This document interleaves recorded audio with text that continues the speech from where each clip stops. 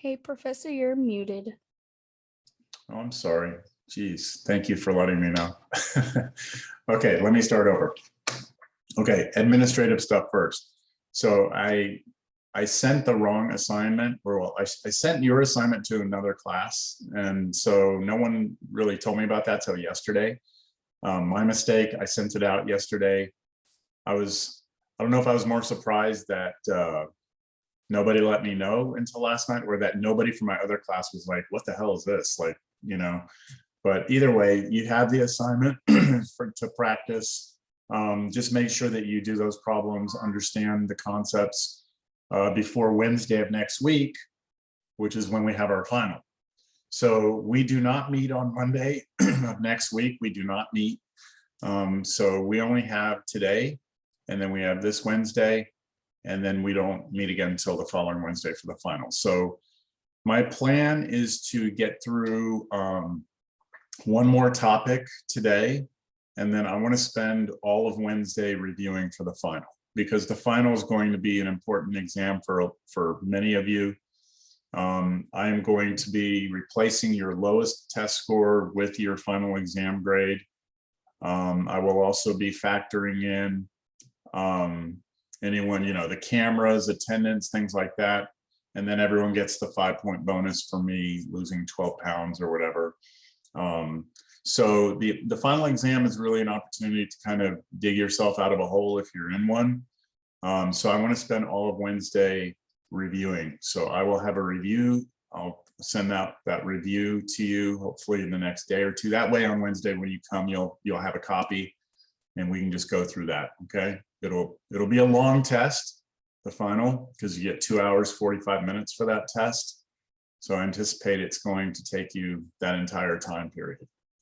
So any questions on the plan administratively?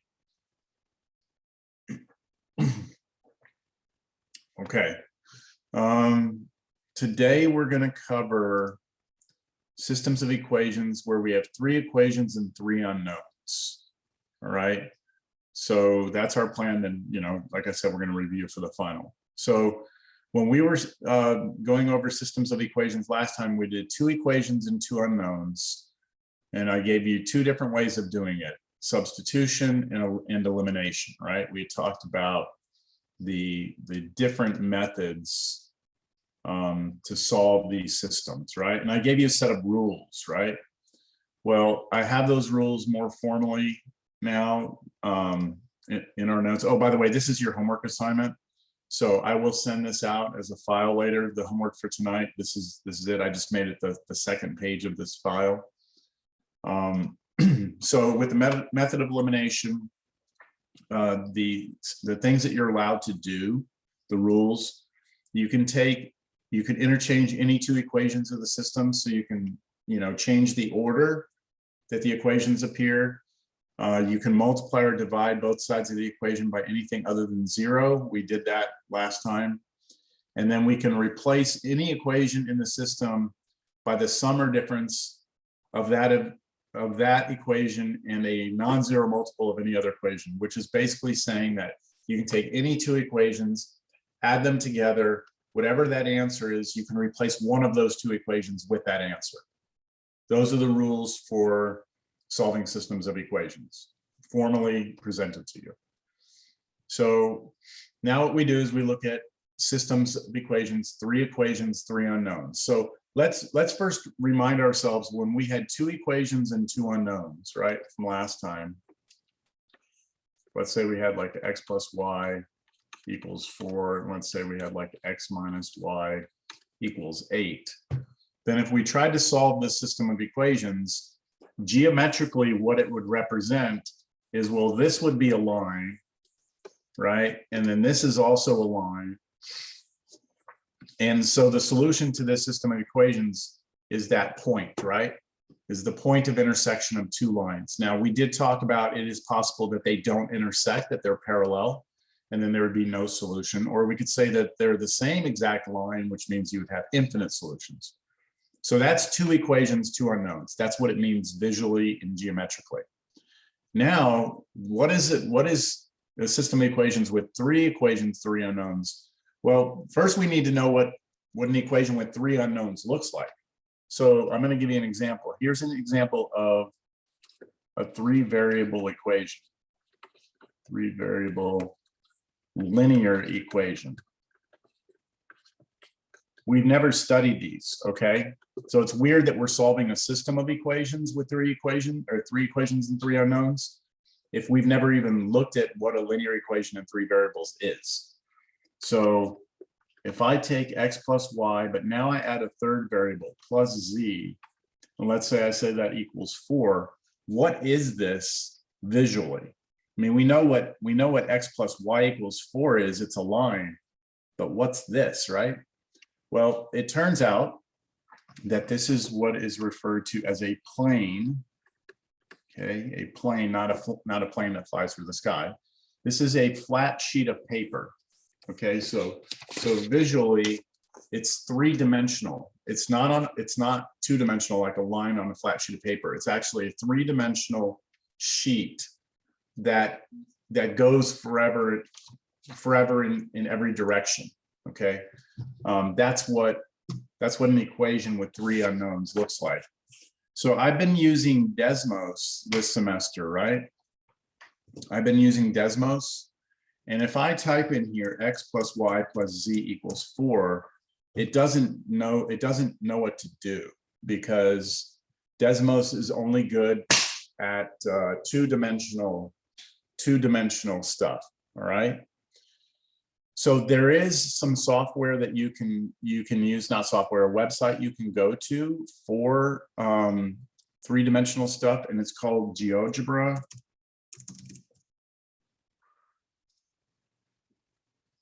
Geogebra. So if you go here, where's the graphing? Hold on. Graphing, okay. I can go to what's called, well, hold on, 3D, there we go, okay. So see, it gives you, whoa, what the hell? Whoa, there we go. There. So do y'all see that's kind of like a three-dimensional space? And if I type in x plus y plus z equals 4, then you can see it's really weird. You can see it's like a sheet of paper. It's that bluish looking sheet. You'll see that? That's what one equation with three unknown variables. Well, one linear equation. That means x, y, and z all raised to the first power. If I change one of these to if I change that to x squared, this is no longer linear. This is no longer linear, and you don't get a flat sheet of paper anymore. We're not studying this, okay? You do that in Calculus 3. All right, here, we're just gonna keep it flat sheets of paper. So the linear equation looks like I said, take that out. There you go, okay? So that's one equation, right? We're gonna solve a system of equations where we have three equations with three unknown variables. So I'm gonna put another one in here. How about x minus y plus 2z equals 12. Okay, so now you see, maybe I can change the color. There we go. Okay. So there it is. Now, do you see the blue one and the pinkish one? Do you see that they're hitting each other? And they actually hit each other. They intersect. They intersect in a line, don't they? There's actually a line that they intersect on. So that's two equations with three unknowns, right? Three variables, but I have two equations. So now if I add a third one in here, let me see, negative x plus 3y minus 5z equals 10. 10. There we go.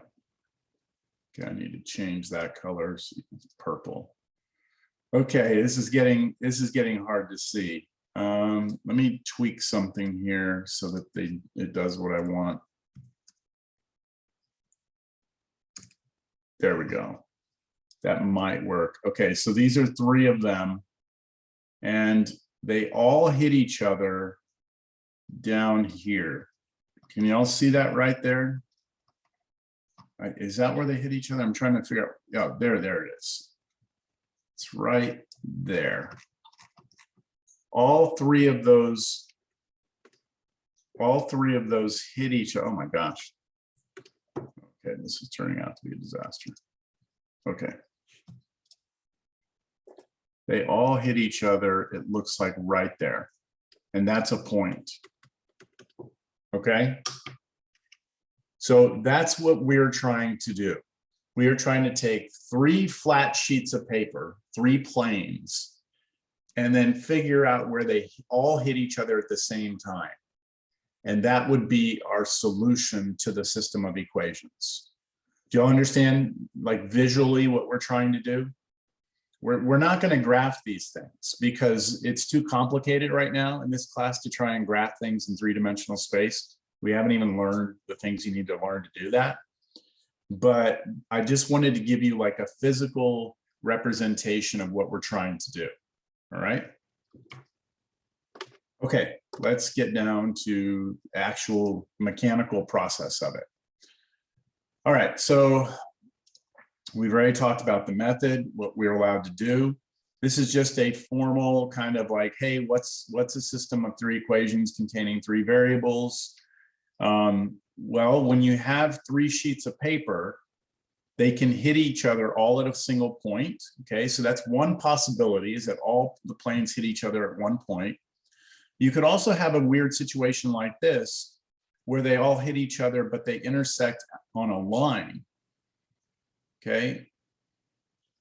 Or you could have all of the planes actually be the same sheet of paper stacked on top of one another, where every point on the is a solution. Or you could have something like these two. Do you see with these two, there's no point that's on all of them, like all the planes at the same time? This would be no solutions. So it's kind of like we had with lines, right? With lines, we could have one point of intersection, we could have no points of intersection, or if they're the same lines, we have an infinite number of solutions. Same kind of concept with this. We can have one solution, infinite solutions, or no solution. If we have one solution, we'll call it a consistent system. If we have more than one solution, it'll still be consistent, but it has an infinite number. And if we have no solution, we call it an inconsistent system of equations. All right, that's just some terminology. So let's look at our very first one. Here it is. We want to figure out how in the world we're going to find where these, we're basically saying, give me an X, give me the X, the Y, and the Z that will make all of those equations true at the same time. That seems very challenging to do, right? To come up with an X, a Y, and a Z that make all 3 simultaneously true. So like, for example, I could try, let's look at 2, 2, 2. This will be our X, our Y, and our Z. Does 2, 2, 2 satisfy the first equation? Yeah, right, 2 plus 2 plus 2 is 6, right? But it doesn't satisfy the second one or the third one. So we're trying to figure out, can we come up with an X, a Y, and a Z that will solve all 3 at the same time? Seems very difficult, right? Seems very difficult. Okay, well, that's what we're gonna have to do. So what's the method? How do we use elimination to do this? Well, let me show you what the whole goal is at the end, all right? The goal is to somehow make that system look like this. I'm just going to make up numbers just so I can write something down. Something like this: 3x minus y plus z equals 4, and then y plus 2z equals 8, and then z equals 4. So what I want you to notice is that I still have 3 equations, right? But underneath the x's, there's no x's except for in the very first equation. And then underneath the y, the third equation is missing the y. So what we've done is we've kind of like wiped out this little triangle here. We've wiped out everything underneath the x's except the first one. We have two y's and we wiped out what was underneath here. And we're left with z here. Now, why is this our goal? Well, once we know what z is, can't we plug z in right there? And then if we do that, then we're going to know what y is, right? We'll be able to solve for y. So now we know z and y, so we can plug in z and y in here and then go get x. So this is called like triangulating this thing, the system. So before I go start doing it, I want you to see why I want to do it. So my first thing here, okay, my first thing, I'm going to take this system, let's move it down here. First thing I'm going to try and do here is, you know what, I'm going to need a new page. Let me see if my next page is blank. Yeah, it is. Go to my next one. Okay, so the first thing I'm going to do here is I'm going to try and get rid of this 3x, okay? I'm going to try and get rid of that 3x. So to do that, I'm going to work with the first equation. I'm going to work with the first equation and the second equation. I'm going to multiply the top equation by -3. Now, the reason I'm doing that is when I do it and add down, the 3x's will go away. So I'm going to distribute a -3 through here. I'm going to rewrite a new system. Get ready to have to write a lot, okay? Because we have to write a lot when we solve these systems. It's very tedious. -3x minus 3y minus 3z equals -18. Okay, so I've just multiplied the first equation by -3. The second equation I'm not changing.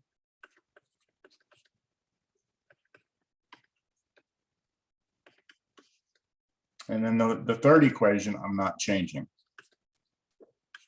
When you do these systems of equations with 3 equations and 3 unknowns, there's like a million places for you to make mistakes. So just be real careful that you copy everything down correctly.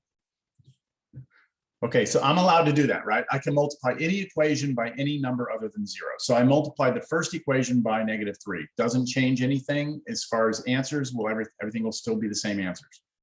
Now what I'm going to do is I'm going to interchange two, right? I can add any 2 equations together and replace one of them with that answer. So I'm going to add these 2 together. I'm going to add so my next step from here to here, I'm going to add equation 1, right? And equation 2 together, and that's going to become my new equation 2. All right, so let's write the system down. All right, let's go ahead and let's do this first. Let's add these down. So what happens when you add just the first and second equations together, just the first and second? The x's go away, right? We get -5y. Forgot the negative. -5y. I get just plus z equals, and then I add the -18 and 9 together and get -9. Any question on what I did there? Add the first and second together, that became my new second equation. All the other equations, I'm going to leave alone. Okay, I'm not going to mess with the first one, and the third one I'm not going to touch. Well, I'm lying. I am going to touch the first one. I'm going to take the first one back to where it came from. So after I do this, I'm going to divide equation 1 by -3 to take it back to what it started as, which I could do. I'm trying to do this in as little steps as possible. So I'm going to go back to x plus y plus z equals 6. And my last equation is x minus y minus z equals 0.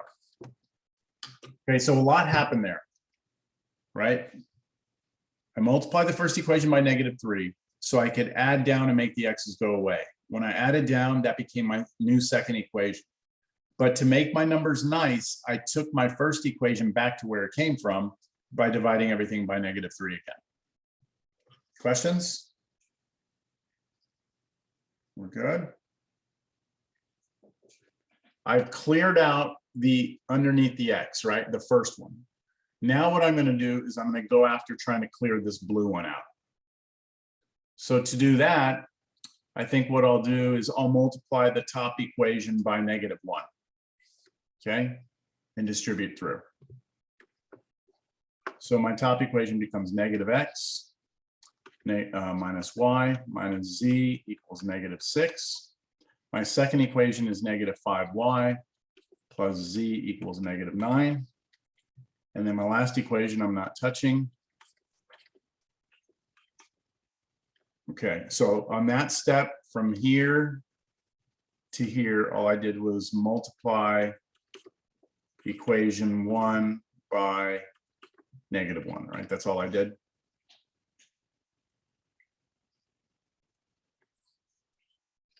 Now what I'm going to do is I'm going to add equation 1 and equation 3 together.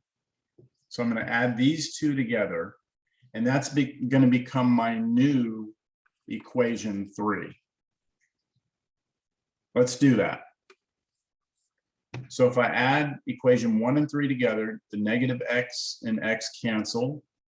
Negative y, take away y, it's going to give me negative 2y. Negative z and negative z gives me negative 2z, and then equals negative 6. That's my first equation and third equation being added together. Do y'all agree with that? My second equation is unchanged. My second equation is unchanged. I may have mentioned this earlier this semester, especially if you're going to be doing more math, which most of you are. When you write a z, you should put a line through the z so you don't mistake it with a 2. It's just something that, you know, a little notation thing. My 2's look like z's, so that's why I put a little hash mark through my z's. If not, you might think it says 22 or something like that. Okay, what do you think I'm going to do to my first equation? Take it back, right? Let's take it back to its clean version. So I'm also going to add, I'm going to go equation 1 back to original here. Okay, so that's going to be x plus y plus z equals 6. Okay, we're getting there. We're getting there, right? Look, our goal here, remember, was to clear everything out underneath the x's, which I've done, right? I've cleared out underneath x's. The next thing I need to do is to try and clear this spot out underneath the second y. So just right here, if I can clear this out, I'm there.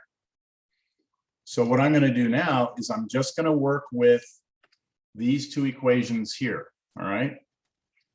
So I want my y's to cancel, right? I want my y's to cancel. This is going to be a little tricky. I want these y's to cancel.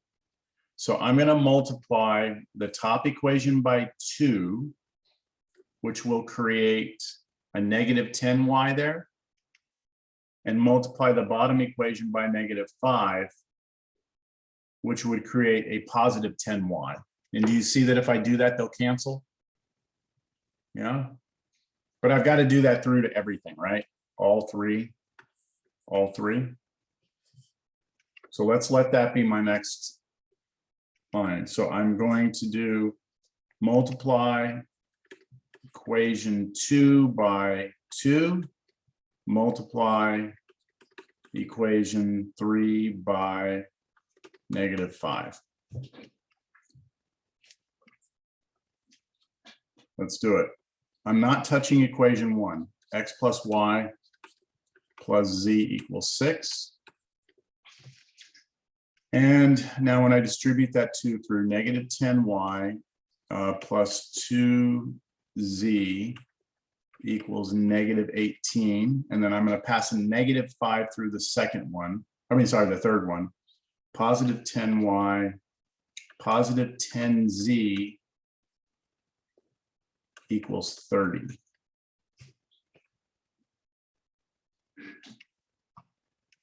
Double check. Negative 10, positive 2, negative 18, positive 10, positive 10, positive 30. Okay. So now that I've done that, I see that I've done that so that my y's will cancel. So on my next line, what I'm going to do is I'm going to add equation 2 and equation 3, and this will become my new equation 3. I'll leave the first equation alone. Okay. Let's add these down. So if I add down here, the y's go away. Here, I get 12z equals, and then negative 18 and 30, that's 12, isn't it? And then what do you think I'm going to do with my second equation? It's right now, it's the negative 10y. I could leave it like that if I want to. There's nothing wrong with me leaving it that way. But I'm going to take it back to where it came from. So I'm going to take it to negative 5y plus z. This is just to keep my numbers small if I can. So I also took equation 2 back to the one before.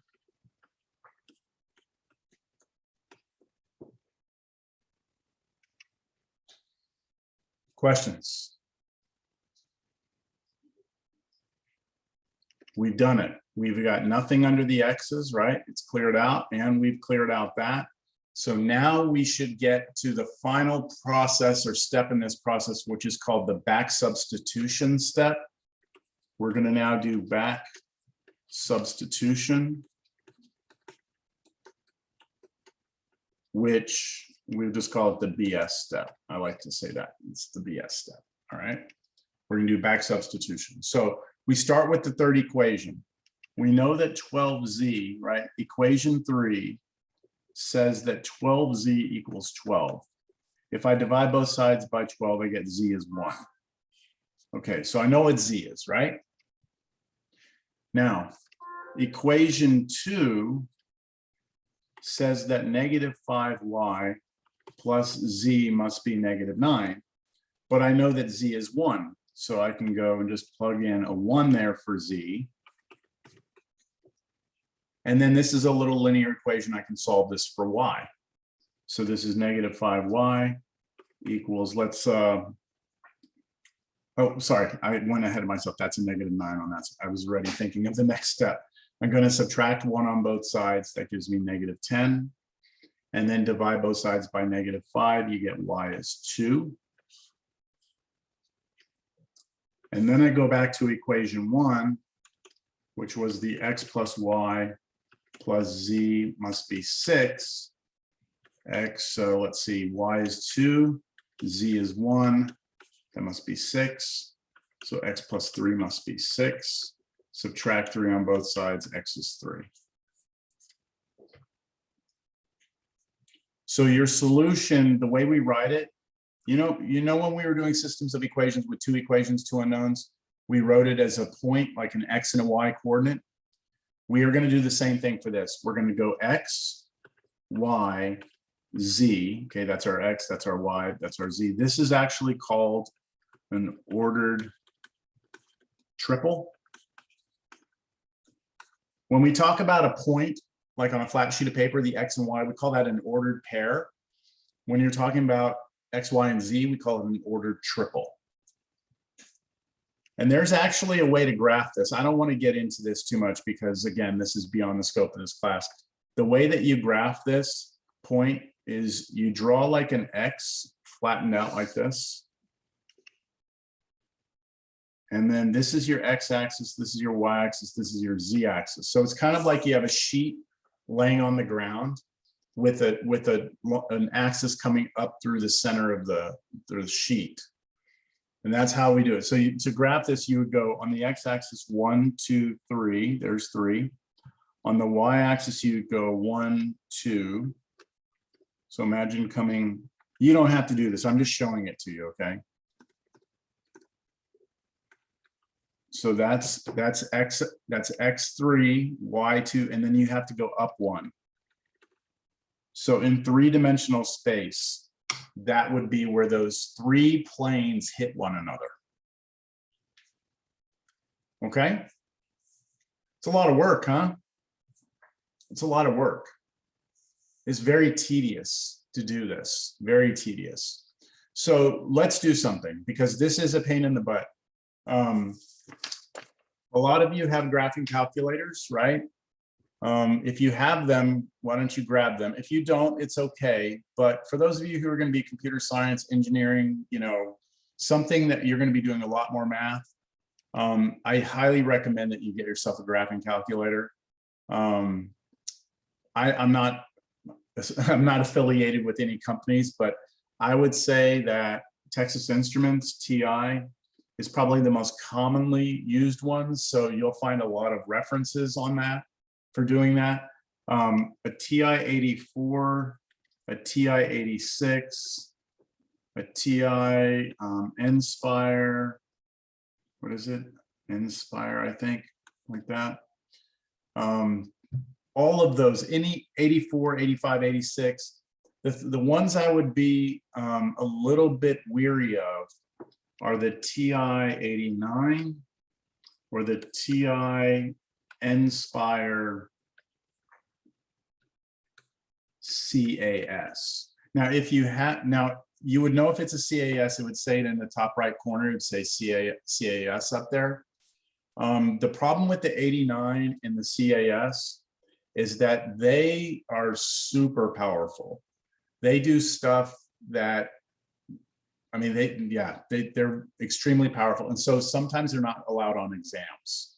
Like I don't allow those on my calculus exams because it can do a lot of the calculus that we're trying to do by hand. So if you're going to go invest in one, I think 84, 84 plus, whatever, 86 Nspire, the regular Nspire, any of those are great calculators. All right. Now, I want to show you that there's a way to solve this system on your calculator. All right. I want to show that to you. I'm going to put up the note first. Hold on. Where is it? So, you know what? I think I'll do it this way. So I'm going to show you how to do this. If you have your graphing calculator, play along with me. If you don't, just, now you'll have this reference. You can go back and look at this if you need to. So what we're going to do is we're going to take this system right here, and I want us to use our calculator to solve it. Now, just before I start this, I want you to understand that there are a lot of different ways to do this on the calculators. All right, you can use matrices and all this other stuff. The way I'm going to do this will work on every TI calculator that is a graphing calculator. So in other words, there's different like syntax and the way you put things in, depending on what model you have, but they all will do this correctly if you follow this procedure. All right. So the first thing I'm going to do is I'm going to rewrite this as what we call an augmented matrix. Now, don't get bogged down on what the hell I'm doing here. I want you to just look at the numbers here, the coefficients, 1, 1, 1, and then a 6. I want to write that down, 1, 1, 1, 6. And then the next one will be 3, -2, 4, 9. And then I have a 1, a -1, a -1, and a 0. All right, this is called an augmented matrix. Again, don't worry about it. Like, I'm just telling you what it's called, okay? It's called an augmented matrix. So what we're going to do is we're going to feed that information into our calculator, all right? And have the calculator do an operation on this for us. Like it's going to do all the stuff we were doing to solve the system. And it's going to give us a final answer, okay? So how do we do it? The first thing we have to do is we have to pull up what's called the matrix menu. Now, there is a slight difference on calculators with this. Some of you have a key that says matrix. Some of you might have to go to your math menu and then go to matrix. Like for my calculator, I have to go to, oh my gosh, I haven't used this in so long. I have to go to the math menu on mine. And then I have to select matrix from here. So you might have a matrix key, you might have a math key. Try and find it and see if you can come up if you can bring up something that has matrix. Is anyone having any trouble? I can help you. Just let me know.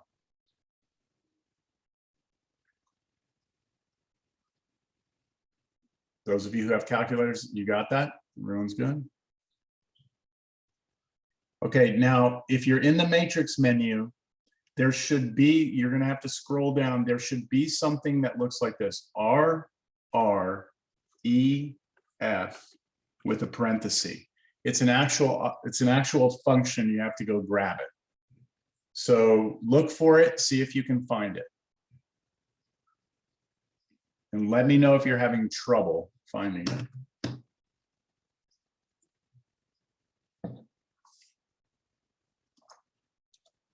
I'm going to do something real quick. TI emulator.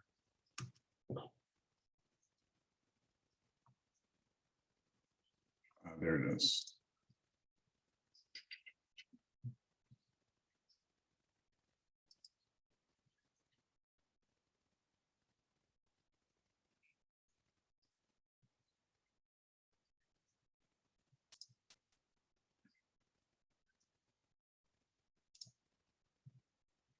What I'm doing is I'm downloading a quick emulator here. TI-84, a lot of y'all have 84s or no?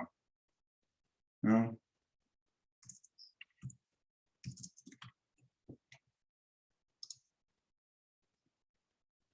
TI-84 plus. I'm gonna download that. Okay, so open file. This will help me. I should be able to display this on screen. There we go.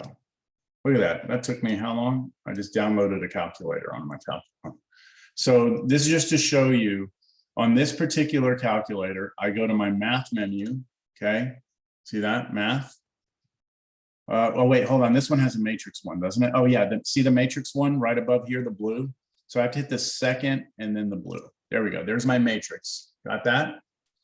I actually have to scroll to the right once. And then that's my math. I'm in the matrix menu under math, and I'm going to scroll down until I see RREF right there. Anybody have a calculator that needs me to show them this? I can bring up your calculator. You just have to tell me which one you have. Anyone having trouble? The Inspire. The Inspire regular one? I don't know if I can get the ROM for the Inspire. But I think I got it figured out. You got it? Did you get the RREF? No, I just put create matrix, and then it was asking me number of rows. I put 3, and then number of columns, and then I put 3.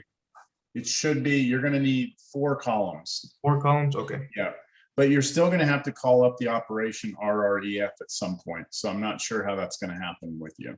Okay, I'll keep trying to figure it out. Yeah, there's a way to bring up RREF on your calculator somewhere, okay? Yeah. So I'm going to hit that right now, okay? I'm going to hit that, and it should take you to the screen right there. Everyone should be sitting at the screen with RREF. Got it? Okay. Let me do something. Now, what I'm going to do now is I'm going to type, I have to type in this matrix. Now, watch carefully as how I type this in. And I don't get too bogged down on trying to memorize this. I have a sheet that I will give you in your notes that takes you step by step on the proper syntax on your calculator for this, all right? And like what each thing means. So just pay attention, but don't worry about trying to copy everything out. Where the hell is it? Where is it? Okay, so bring up my calculator again. So here's what I'm gonna do. I'm gonna start with a bracket. The bracket for me is above the parentheses, so I hit the second. Oh, sorry, no, wrong one. Bracket is above, sorry, it's above the multiplication symbol.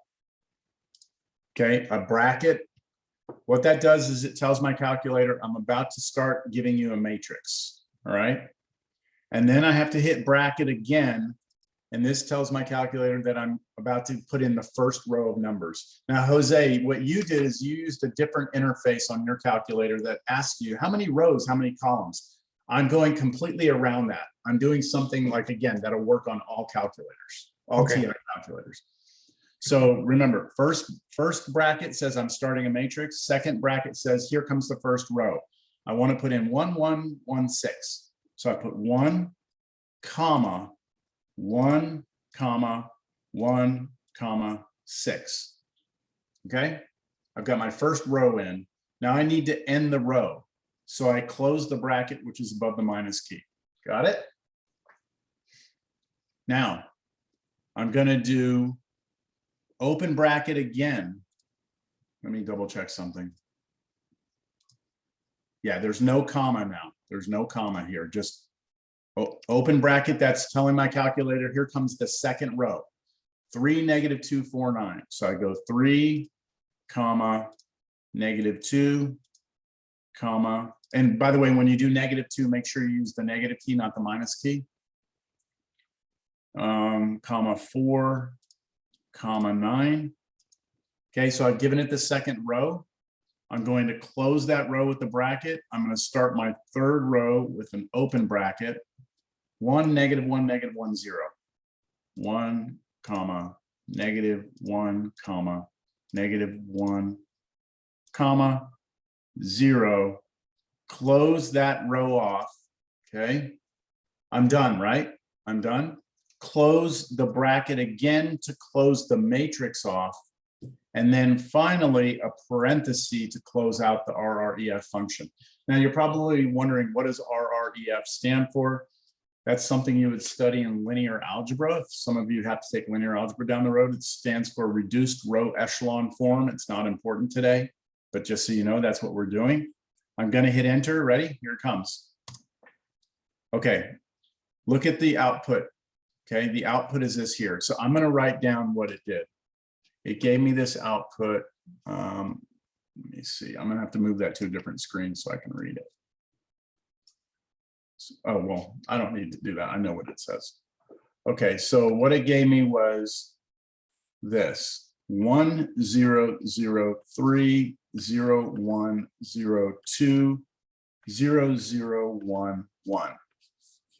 Okay. Yes, Jose. I just typed it RREF on my calculator next to the matrix, and then I put it in parentheses, and it worked. It That's all I works had to great. do. Yeah. Okay, great. Okay, then do that. Yeah, you just went directly and typed the actual letters of the function in, and it knew what to do. Yes. So yeah. Okay, so look at this. What is this? What does this mean? There's something important about this. Look at it across. Do you see that we have ones here? And do you see that these are zeros right there? What does this mean? Remember, what did 1 1 1 6 mean? And then we had 1x, 1y, 1z equals 6. So this first equation really means I have 1x plus 0y's plus 0z's equals 3. Isn't that what that first equation means now, or that first set of numbers? But that just means x is 3, right? Because the y and the z is 0. And on the second one, I have a 0 here and a 0 here, which would mean that the y must be 2. And this one, I have a 0 on the x and the y, and I have a 1 on the z, which means z is 1. Jose? Yeah, I was just gonna point out that aren't those last 3 digits what we got for the problem that we solved? That's Like, right. That's right. X equals 3, y equals 2. Yep. Right. And Oh, z is 1. Exactly. So your answers are right here, aren't they? X, y, and z. But we have to have ones here and zeros here for that to be true. Okay. So when you do RREF, it should give you ones along the diagonal. If you get ones along the diagonal, then those numbers on the right-hand side are your X, Y, and Z. Okay.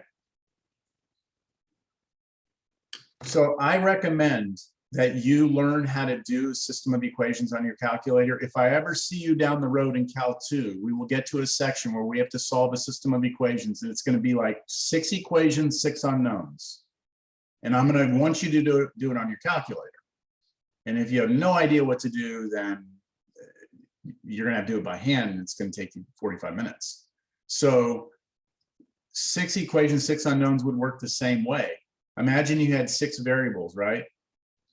Six equations. You would do the same exact setup. Okay, the same, you would type it in the same way. separating your rows with brackets. And so in the notes, again, I have one more problem here. I give you this system of equations. Let's just walk through this. I give you this system of equations. The coefficients are 3, 1, 1, 4. That's the first row. 2, -4, -2, 2. That's the second one. Third one, 1, -1, -1, 0. So that's my augmented matrix. I find the RREF on my calculator, and now I go and I type this in. So bracket starts the matrix, bracket starts the first row of numbers, close the first row, open the second row of numbers, close second row, start third row, all the numbers, close third row, close matrix, close function.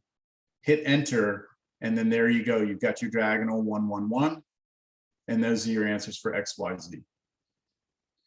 Now, when you first start learning how to use your calculator to do this, it's going to take you a little while, to get used to it, but it's so much faster than doing this by hand.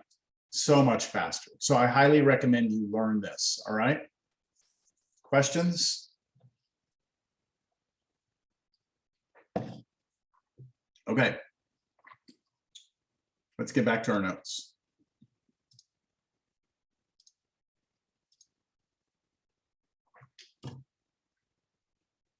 Let's see. Yeah, we haven't done this one, right?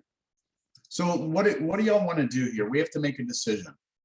Do we want to get to the test, the final exam, and do we want to solve these systems by hand, or do we want to use technology to do it? So we need to take a poll. I need to see how many of you have graphing calculators available to you for the test. So please answer the poll yes if you have a graphing calculator. Only answer no if you don't have one. You're not going to be able to get. I'm not asking you to buy one, but like, a friend that has one. So I just want to see how many people don't versus how many people do.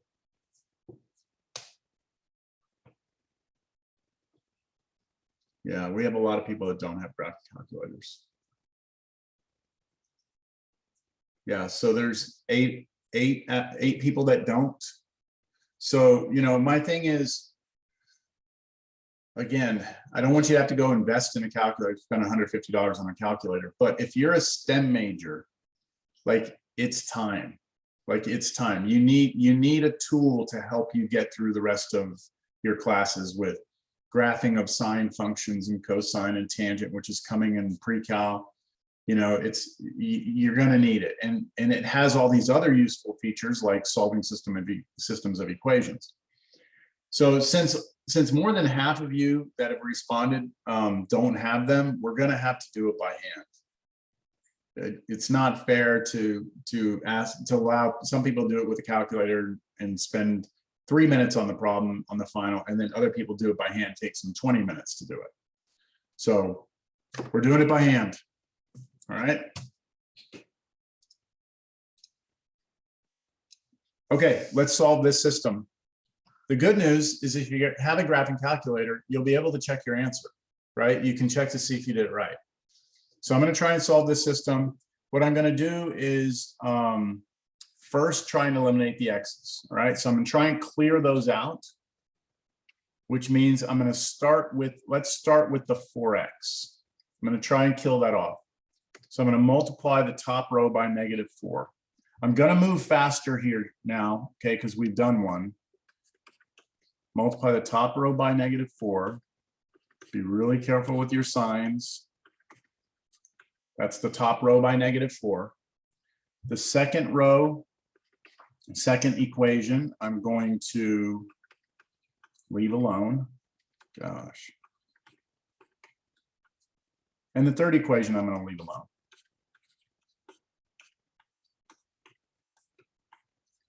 All right. I'm going to add now equation 1 and equation 2, and that's going to become my new equation 2. Is it okay if I write it that way? Equation E1 plus E2, that's my new E2. Also, my E1 is going to go back to what it was. So let's add. We got no x's. We've got -7y. We've got 6z. and we've got 20. The third equation I'm not touching. Boy, I sure do like the calculator more. 3z equals 5. And then back to the original, x plus y minus z equals -1.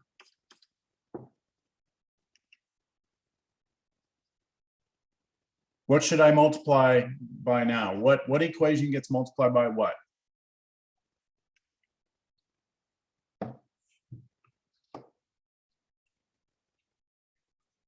What am I trying to achieve now? I've cleared this x, so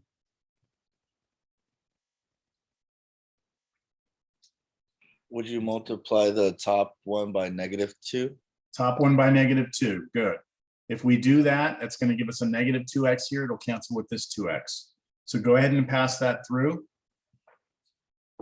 So we're going to get -2x minus 2y plus 2z equals +2. The second equation is unchanged.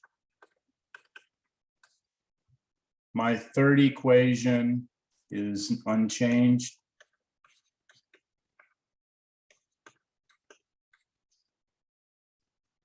Now, I'm going to take equation 1, I'm going to add equation 3, and that's going to become my new equation 3.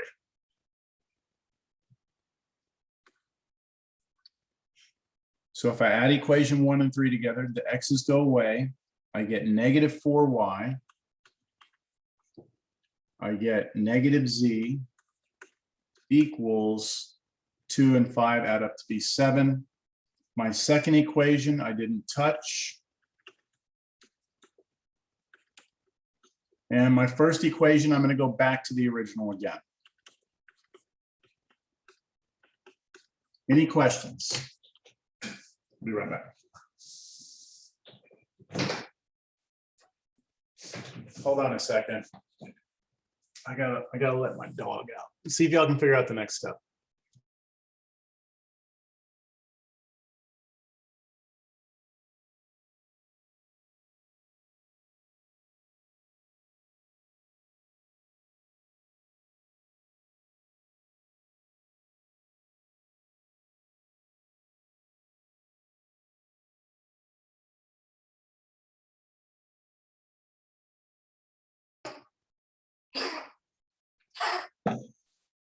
Come on.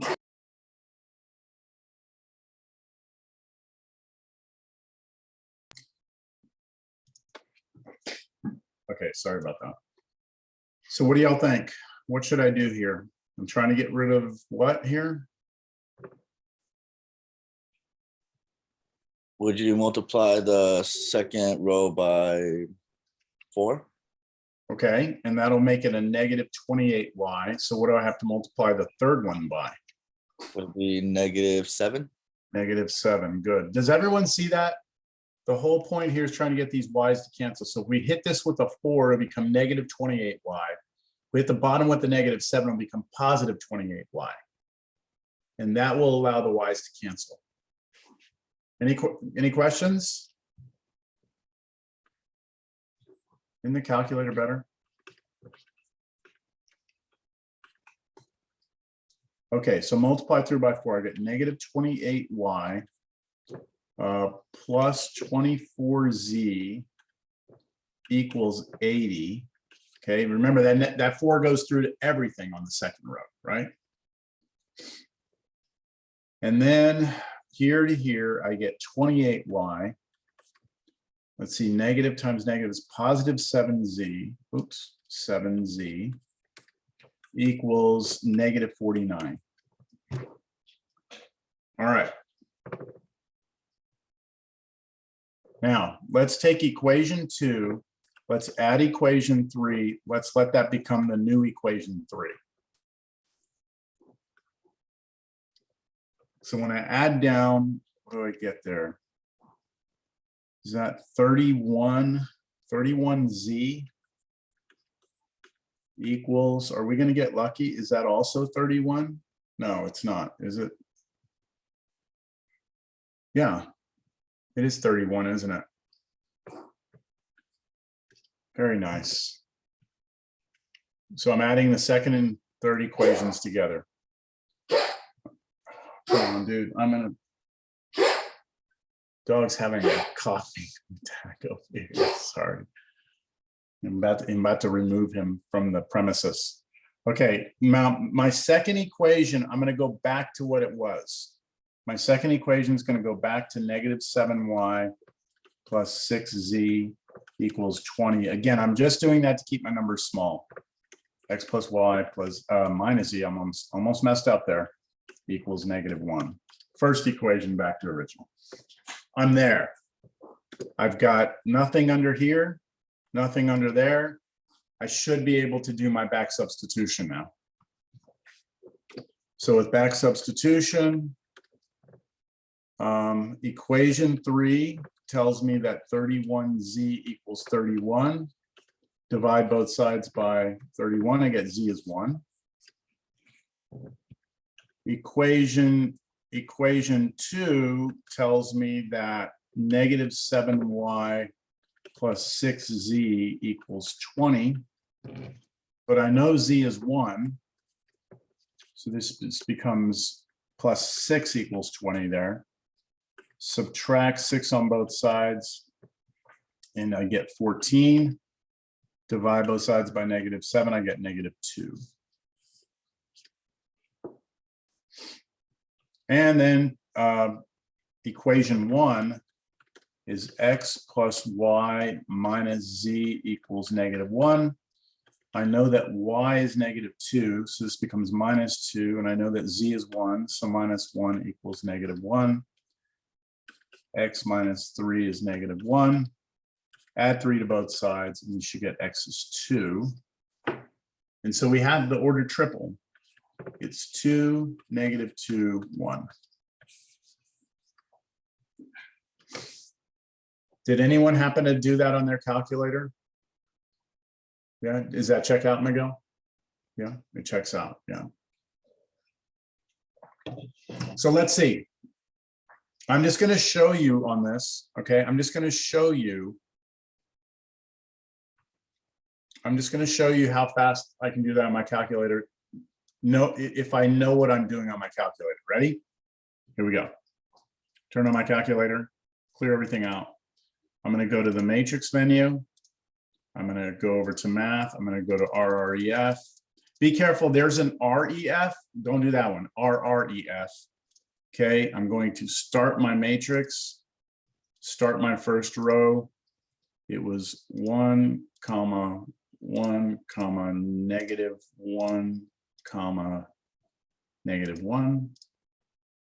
Close that off, start the next one.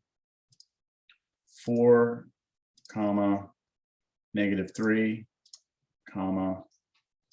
2, 16. Close it off, open up my third row. 2, -2, -3. This would be easier if I didn't have to point and click. 5, close it off. Close off the matrix. Close off the RREF function with a parenthesis. There it is, 2, -2, 1. So that took maybe 2 minutes. And the calculator is not going to make any, arithmetic mistakes. The beauty of RREF on your calculator is when you get to higher systems. 4 equations, 4 unknowns, 5 equations, 5 variables, right? 6 equations, 6 variables. There's systems of equations that are solved every day with hundreds of equations and hundreds of unknowns. If you just think about the weather forecast, right? Think about what it takes to forecast the weather, which they don't even do a great job of that, right? But they've gotten better. And they have to take in so many variables, right? There's so many different things that factor into the weather. There's temperature, humidity, pressure, wind speed, all these different things. And they have to factor them all in, and they're constantly trying to solve systems of equations, and they use computers to do this. And the computer is using something like RREF. Anyway, okay. Questions? Was right? Yep. Could you scroll down a little bit, please? Yep. Sorry. Thank you. There we go.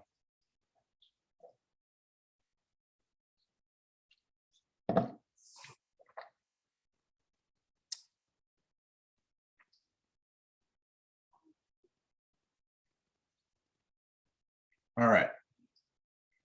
So let's do this one. Is that okay? Was that enough time? Was it? Okay. So here we're going to have an inconsistent system. We're kind of spoiling it for you already. Inconsistent. Inconsistent means we're not going to have an answer. We're going to get no solution. Let's see what happens. Like, let's go through the actual solving. So what I'm going to do here, I'm going to try and get the x's to go away. I'm going to focus on this x first. So I'm going to multiply the second equation by -2. 2x plus y minus z equals -2. And then -2x minus 4y plus 2z equals 18. And then the last equation I'm not touching. Everyone understand why I multiplied by -2 on the second equation to get the x's to go away? Yeah. Okay, I'm going to take equation 1. I'm going to add equation 2. That's going to become my new equation 2. Equation 1 is going to stay the same because I didn't even do anything to equation 1. Okay, equation 2, I add these down. If I add down, I get nothing. I get -3y. And then I get just a z plus z. And then I get 16. And then my third equation, I'm not touching. Again, I'm going to multiply the third equation by -2 to make this x cancel here with the 2x. So let's go 2x plus y minus z equals -2. -3y plus z equals 16. -2x plus 8y minus 2z equals -2. We're going to add equation 1 and equation 3 together. That's going to become my new equation 3.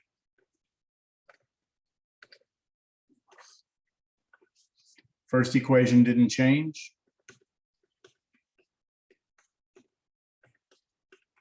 Let's go ahead and add these down.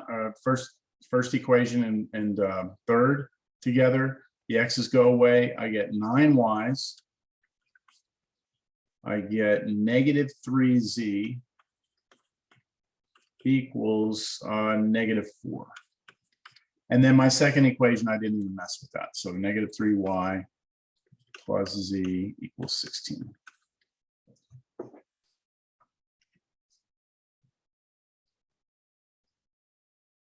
So now my x's are gone underneath. I need to get rid of the 9y now. So I will multiply the second equation by 3 because that will create a -3y. Sorry, a -9y. So here we go. We've got 2x plus y minus z equals -2. We've got -9y minus 3z equals, what is that, 48? Did I mess up? I did mess up, didn't I? Do y'all see my mistake? What did I do?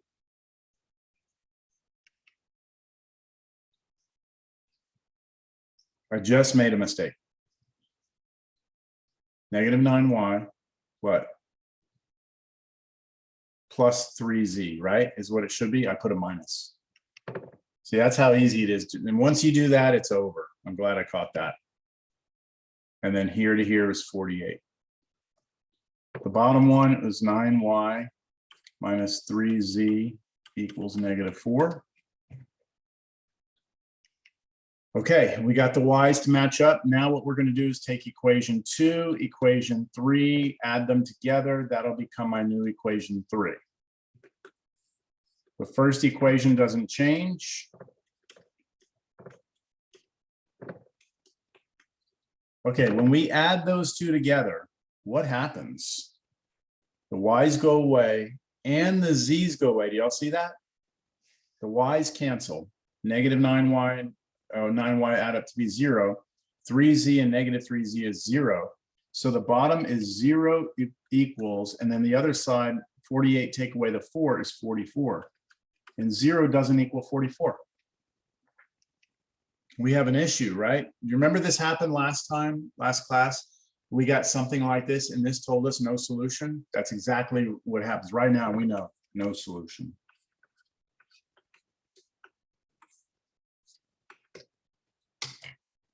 We can stop. I wonder what the calculator would do.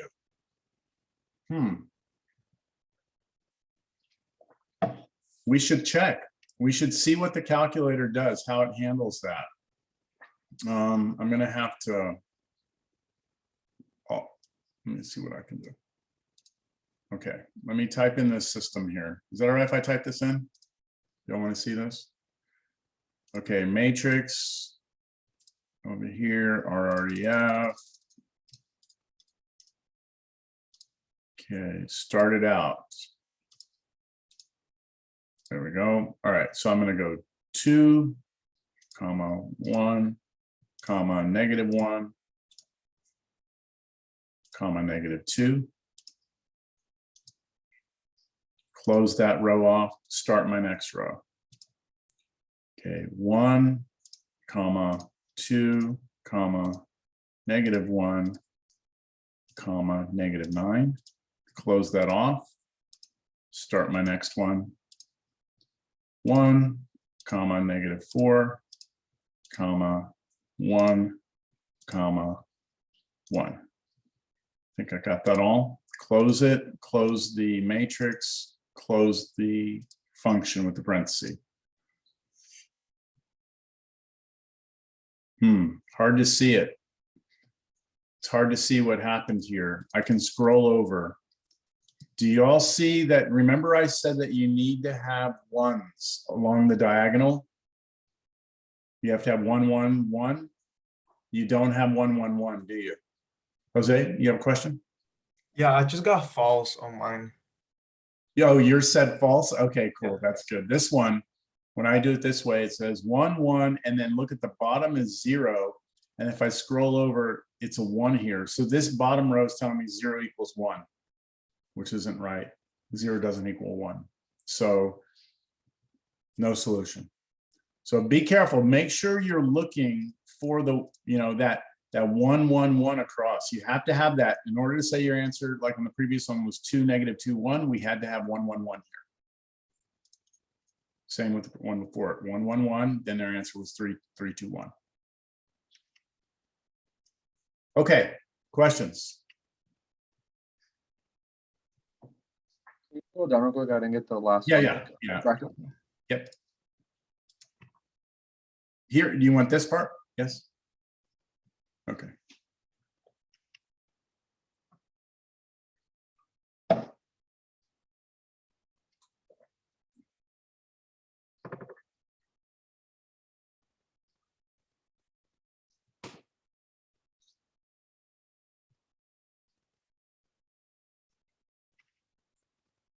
All right, good.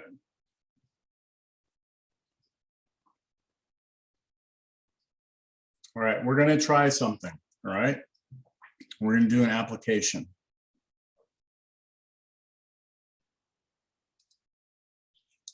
All right, so you may or may not be a baseball fan. I'm not a huge baseball fan, but I think we can all at least understand this situation. Let's say you have a baseball player who's going to sit here. They're holding their bat, right? And there's going to be a ball that's going to be thrown. The ball's going to come, right? Here's the ball. They're going to hit the ball, right? They're going to swing and hit the ball. And the ball is going to travel through the air. let's say it's a home run, okay? And here's the stands, and there's people here in the stands, and some lucky person, whatever, catches the home run ball or gets hit in the face because they aren't paying attention, they're on their phone or something, right? So when they hit a home run, they like to measure how far the ball went. Okay, it's like, you know, oh, that ball traveled this far. Well, the problem is when it hits the actual stands, it stops the ball, right? So it'd be nice if the stands weren't there, we would know, we'd be able to figure out, you know, how far this was, right? This distance from here to here, that's what we want to know. Does that make sense? Okay. Well, I'm going to give you some fake information here. Let's say that we know that when the ball was hit, the ball was 3.1 feet off the ground. Okay. That's easy to measure because we have cameras, right? And they can estimate how far off the ground the ball was. All right. And then we also know that it hit the stands. And let's say that the stands here, we know the distance from the ball to the stands. We know that distance here, and we know this distance. Let's just say that that's 352 feet, but it was 70 feet high. Does that make sense? It's 300 from where the ball was hit, where it hit in the stands was 352 feet away, but 70 feet high. That makes sense? Now, that right now we have 2 points, don't we? We have 2 points on the flight of this ball. Remember when we were studying parabolas, we said that all objects travel through the air like a parabola. Remember that? If you throw a rock, it's going to look like a parabola. So right now I have 2 points on a parabola. There are still, don't write this down. There are still an infinite number of parabolas that could actually go through that point, those 2 points, right? There's an infinite number. So what I need is one more point, just one more point. So let's say that we have the camera set up so that we can see where it came off the bat, right? Let's say that we were able to measure one additional point, okay? One additional point. So let me tell you that when it came off the bat, let's say right here at this point, let's say that that was 35 feet away from him. Let's say the ball was 8 feet high. Okay, so now I have 3 points. That's actually not hard for a camera system to do, to estimate 3 points on the path of a ball.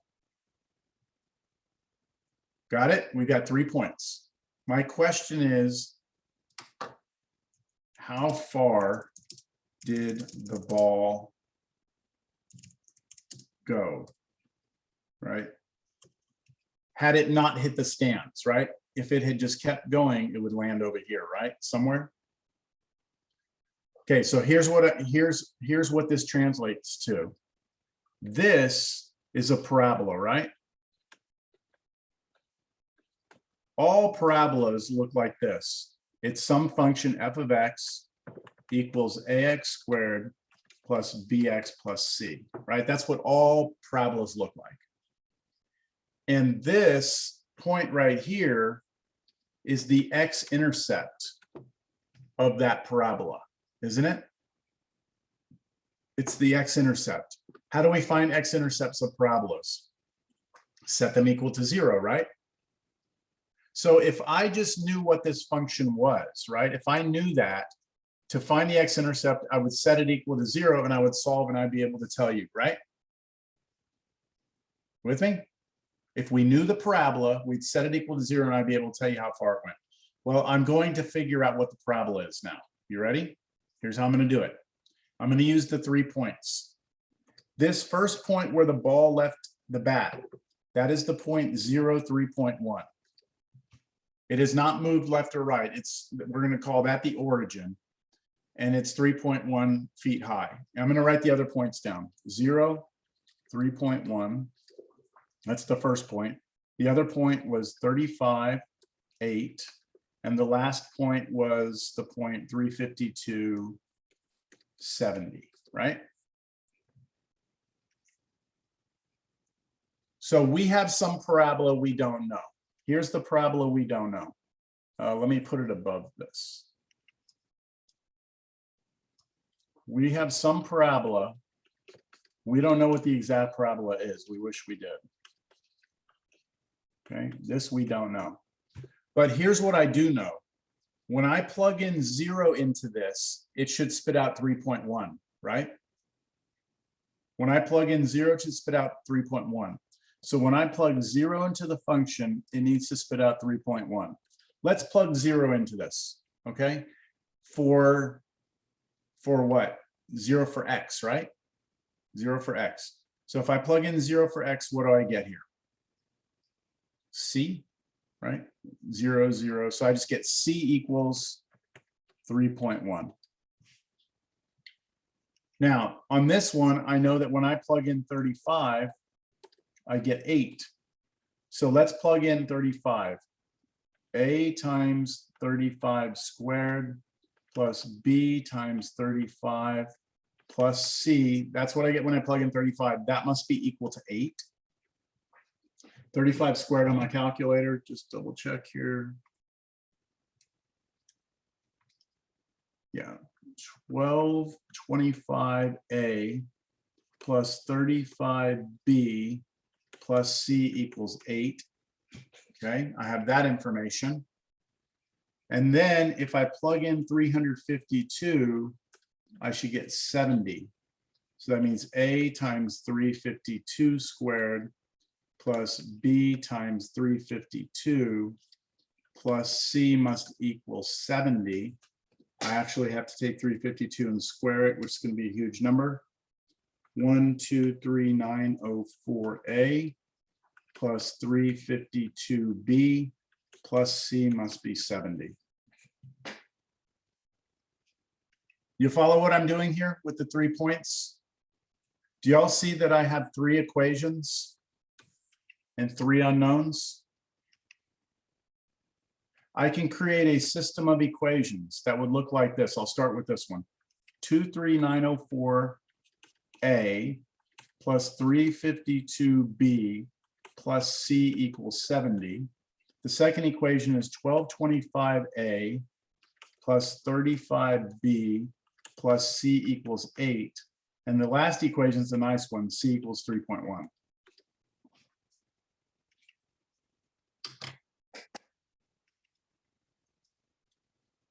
This to the side. Everyone understand that?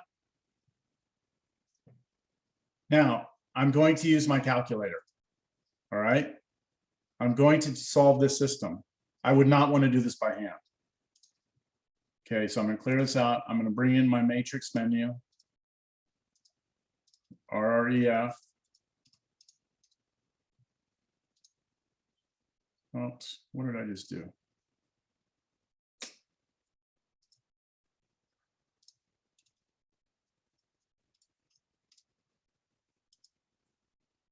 What the hell? Okay.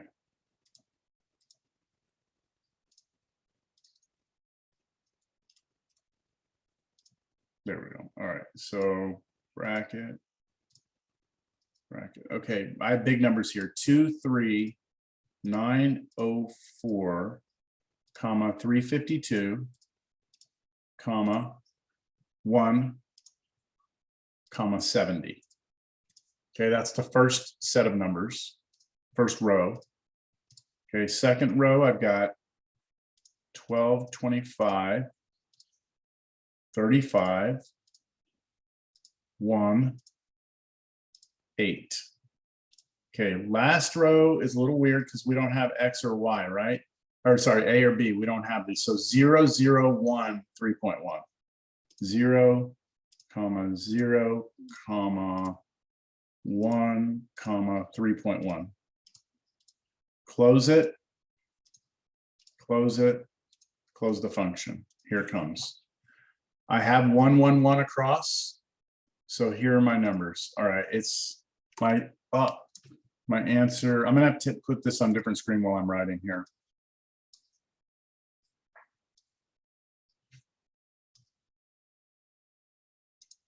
Okay, so it looks like my answers are A is equal to, so A is the first variable.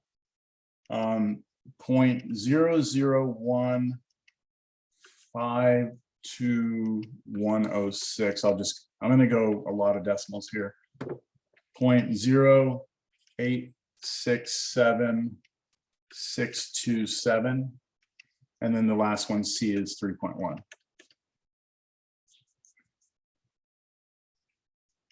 Okay, so now I know what A, B, and C are. So remember, the function f of x was some parabola a x squared plus bx plus c. Now we know what A, B, and C are. So our actual parabola is 0.00152.106 x squared plus 0.0867627x plus 3.1. That is the parabola for the flight of this ball. And so I want to set it equal to 0, don't I? To find the x-intercept. I'm not going to set that equal to 0 by hand. I've already used technology, haven't I? So what I'm going to do instead is I'm going to go to Desmos and I'm going to graph it. So I'm going to type this in. 0.00152.106x squared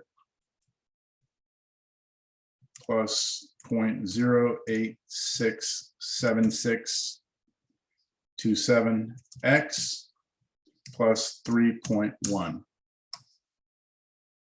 There we go. Gotta zoom out. Whoa.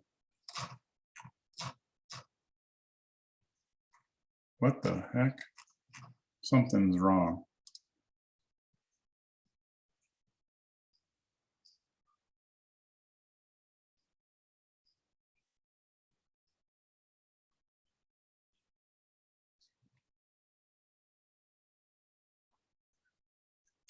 No, I don't think it's wrong. I think my points, you know how I pick these randomly? I just kind of made them up. I think that the only ball that can travel through these through points physically, the parabola has to be this parabola, which means that it's going up, which means that a ball couldn't travel like this. Okay.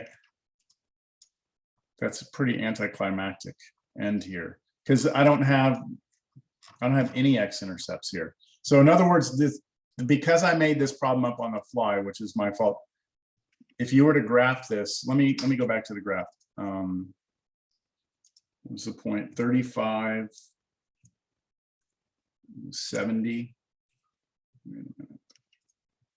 No, 35. It was 8 feet tall, 8 feet high. There's that point. And then at 0,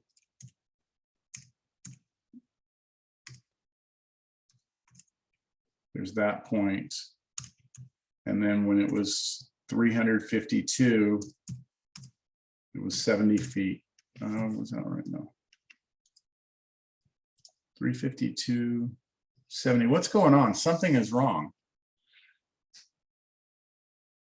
Something is wrong.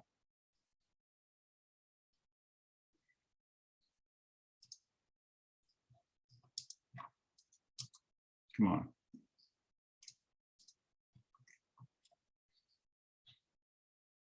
$352, 70, 35. Do y'all see anything off?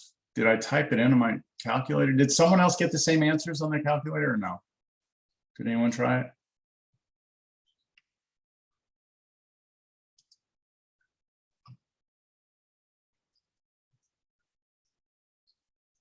Our parabola is not going through the points. You needed to go through the points. Let me do it on my calculator just to make sure it's much faster on mine. 352 squared should be 123,904. Ah, this is wrong. I missed the one. That's what it is, right? Okay, I'm sorry. I made a mistake. When I squared 352, this should have a 1 in front of it. 1 right there. For some reason, I missed the 1. I have it correct on my calculator. Okay, that causes a major problem because that's going to change these numbers. Okay, these are all off. So I've got to solve this system again on my calculator. I'm going to do it on my calculator by hand. Is it all right with y'all? It's just going to be a little bit faster if I do it this way. So 123,904, comma 352, comma 1, comma 70.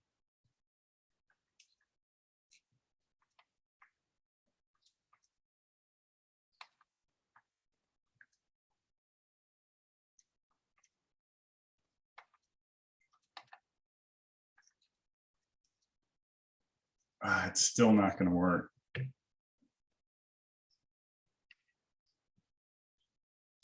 Let me just type it in here, and that way we can at least see it. 0, 1, 5,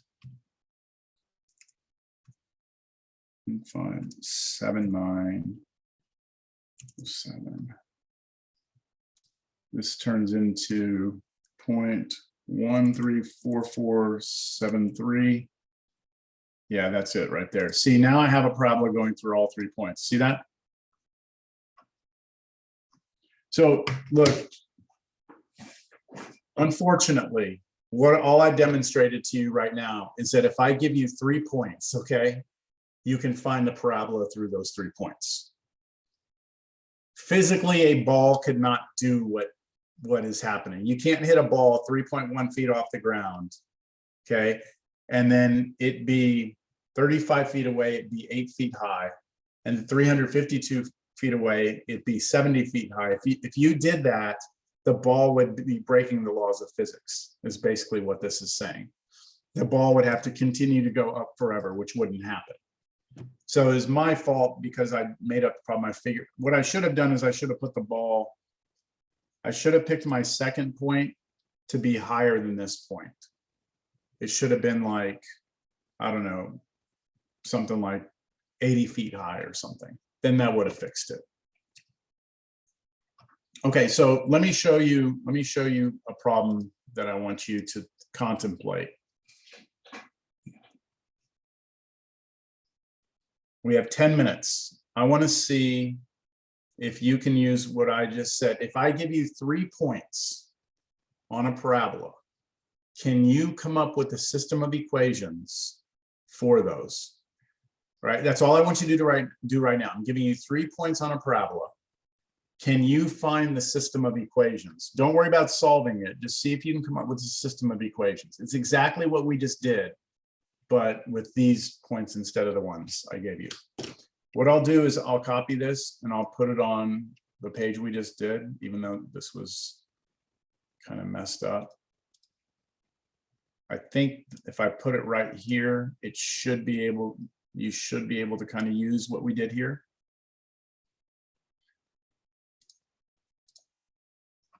All right, take some time.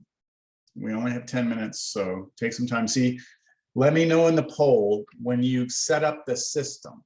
Don't go solve it by hand yet. Just let me know if you get the system set up.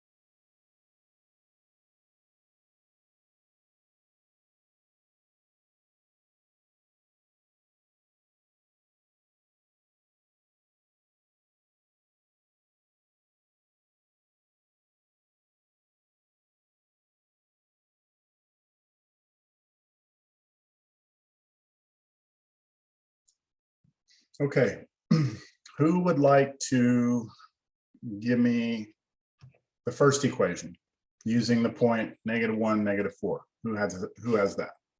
6 of you say you have it, so Would it be -4 equals A -1 squared plus B -1 plus C? wait, say it again. So it'd be -4 equals, I guess it'd be A plus negative, or A minus B plus C. Yes, that would be correct for the first one. Good. Who has the second one?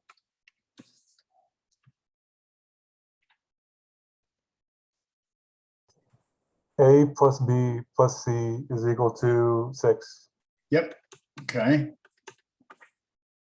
And then anybody have the last one?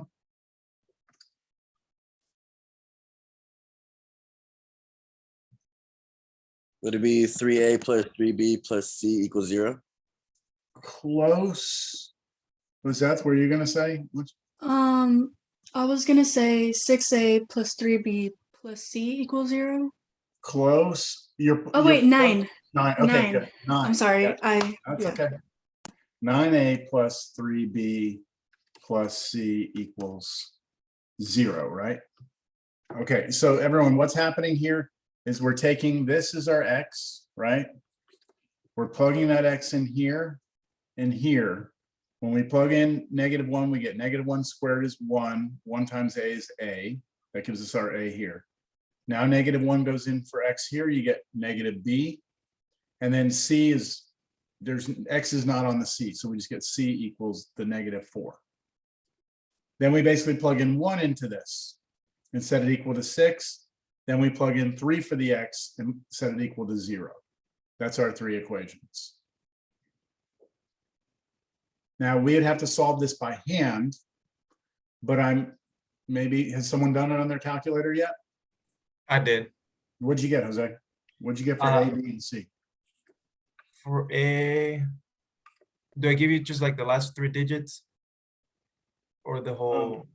Yeah, Okay. just the 3 things down the side. Oh, okay, so it will be -2, 5, and 3. Okay, there we go. -2, 5, and 3. That was done by the computer or calculator. Jose did on calculator. That means if we go to the original function, replace A with -2, B with 5, and C with 3, we have our quadratic function.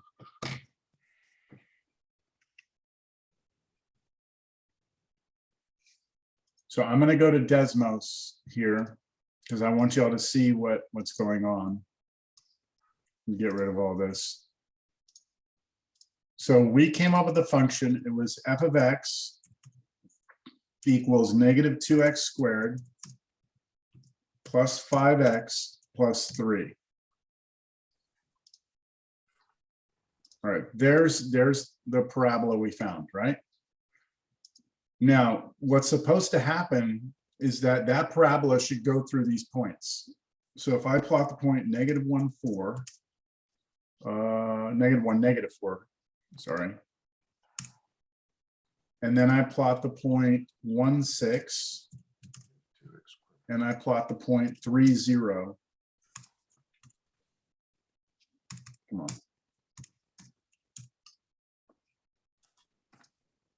This parabola goes through all 3 of those points. Do you see that? These 3 points.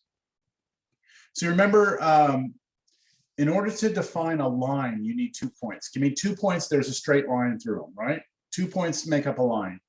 To define a parabola, you need 3 points. If you give me 3 points, there's only 1 parabola going through those 3 points. Okay, it's time. What your homework is, again, for today is for you to just try those in yellow. See how they go. I do think you should do these by hand and then check your answers with the calculator. All right. That's it. We'll come back. We'll review when we meet again. You'll have a good day. Thank you, Professor. You too.